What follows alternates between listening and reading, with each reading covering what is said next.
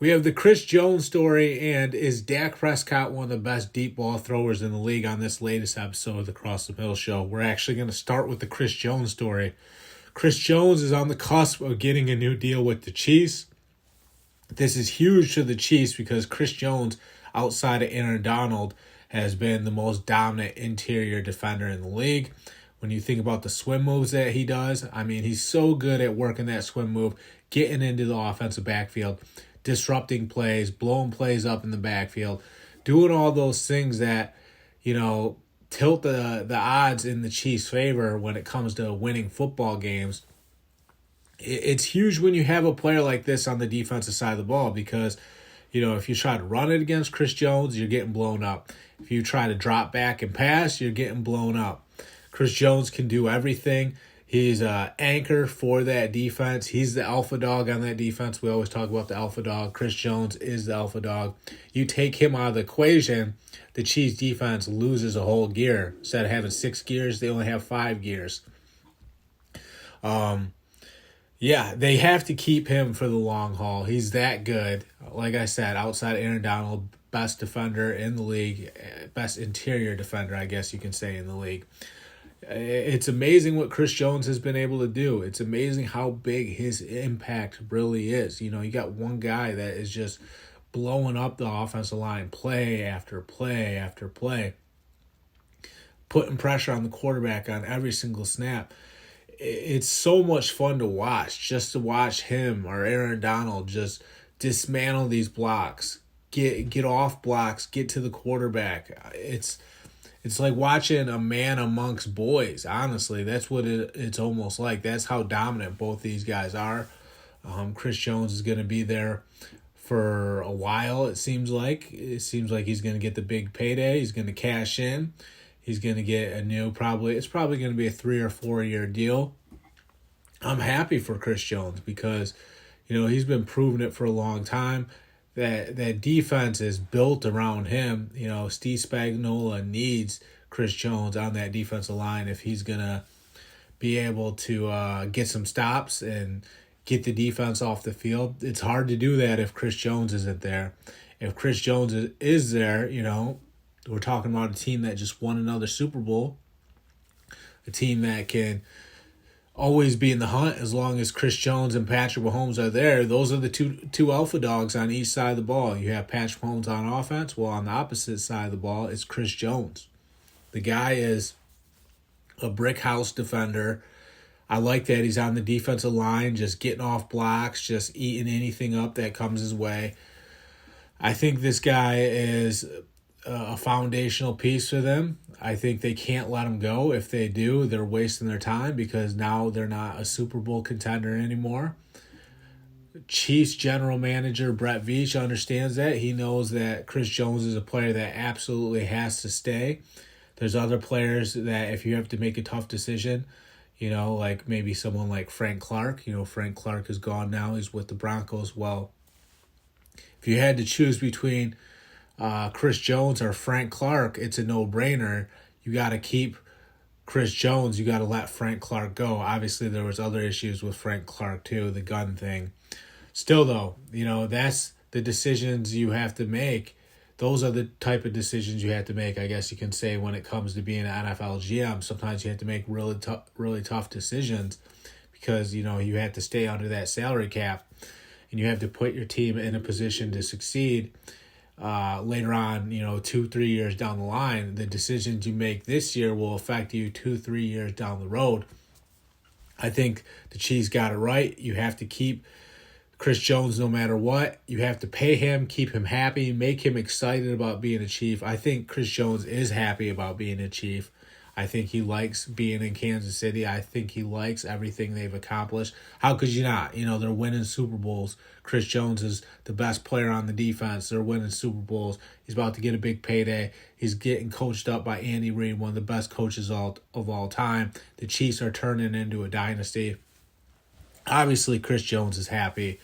But he's also got it done with his play on the field. He's also led from the front. On the front lines, too, on that defensive line, on the defensive front, just battling on every single play, doing everything he can to give that team something, and he's done it so many times for the Chiefs. It's amazing. I just keep going back to how fun it is to watch Chris Jones play, because that guy has really taken over the National Football League, changed into one of the best defenders in the league. He's always really good, always really talented, but the last, 4 or 5 years, he's really, turned into something different. I guess it was probably more the last 2-3 years, but still. The other story we got is Dak Prescott one of the best vertical throwers in the league, one of the best deep throwers in the league? So Next Gen Stats said that Dak Prescott is one of the best deep ball throwers in the league. I'm not surprised by this. I really am not surprised by this at all, because Dak Prescott can chuck that thing down the field. I've seen it plenty of times. The guy can throw the football. We all know that. There was a year, a little bit ago, where we were wondering if this guy was going to be the first guy to throw for 6,000 yards. Well, it's hard to throw for 6,000 yards if you don't throw the deep pass down the field, which Dak Prescott does. Just an update, he didn't get to 6,000 yards. He was just putting up huge numbers to the point where, like, this guy is going to get to 6,000. He might be the first guy to do it.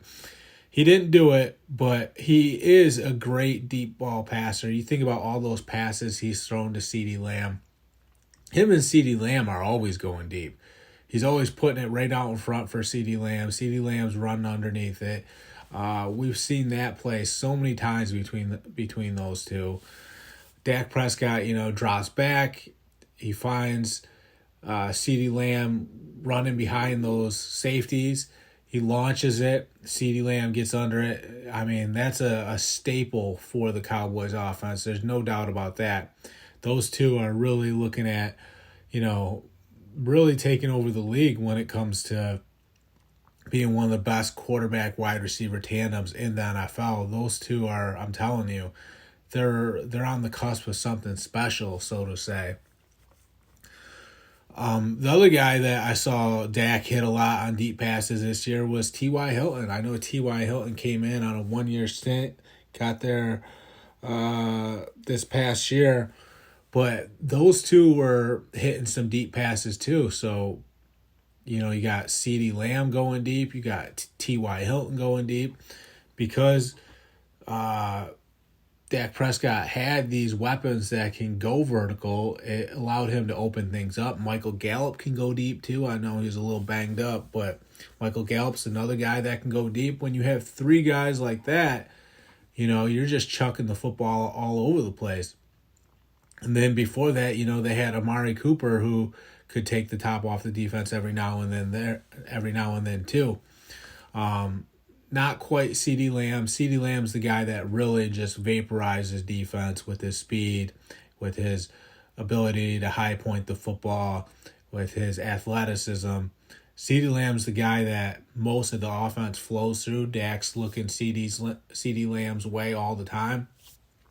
Even in that Hard Knocks episode, Dak basically talked about how you love to throw a go route to CeeDee Lamb, which is true, because CeeDee Lamb's so fast, so explosive, that he's going to get open, and you can trust him to locate the football and get in front of that defender and try to make a play for the Cowboys offense. The trust that Dak and CeeDee Lamb have is why Dak Prescott is one of the top deep ball throwers in the league. I think he cracked the top 5 in Next Gen Stats. The guy can throw the football. Let's just put it simply. The guy can throw the football all over the place. He's a good quarterback. He's definitely underrated in some aspects because he seems to be underappreciated at times. But I'm telling you, he can throw the football. And there's a lot of teams around the league that have someone that isn't very good at throwing the football. Quarterbacks, they're becoming more abundant these days, but there's still not, there's still not 32 great quarterbacks in the league. Really, we're at, in the old days, it used to be 8 or 9 good quarterbacks. Really, we're around, 15 or 16 good quarterbacks in the league these days because there's so many colleges pumping out players these days. There's colleges everywhere. It seems like on every corner now. So they're feeding all these quarterbacks in the NFL. The game has grown so much. That growth has led to more people playing football. So there's more quarterbacks because of those things. There's still not a lot of quarterbacks that are as good as Dak Prescott. He's better than at least, the top, the bottom 60% of the league. He's better than the bottom 60% of the league. That's how good Dak Prescott is. So, I mean, give this guy some credit. He can throw deep. He can throw the football all over the field. He's better than the bottom 60%. He's in the top 5 quarterbacks or best deep ball throwers in the league. The guy can play. I wish Cowboy fans would embrace him a little bit more because he's better than people give him credit for. That's all I got on the latest episode of the Cross the Middle Show. I'm your host, John Kuzma. I'm signing off. Have a great day.